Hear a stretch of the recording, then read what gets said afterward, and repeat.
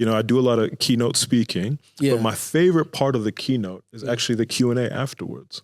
Yeah. Because the keynote, I know it, man. That 45 minutes, that hour, Yeah. I know my stuff. I've done it hundreds of times. I'm telling, the same jokes sometimes. I know my stories. Yeah. But the Q&A is my favorite because it pushes me to think completely different. Right?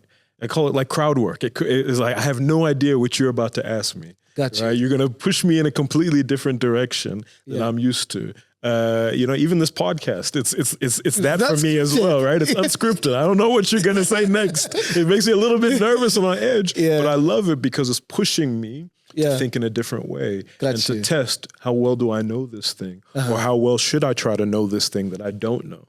Right. And so I think it's a great opportunity because we get so used to being implementers. We implement what we know. We implement what we've heard. We implement what we've done at our previous job, at a previous company, but we're not great experimenters. Right. We very rarely experiment, try something completely new. Yeah. Right. Interesting. I mean, you and I were talking about Stephen Bartlett just before we started recording. I think if you follow him, he also shares in terms of his leadership style, what they do, in their companies. And it's got someone who's a chief experimenter in a way, and they reward people who they incentivize things.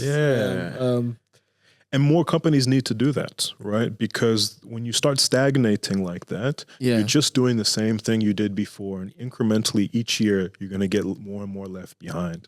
So I think curiosity, it's my favorite chapter in the book.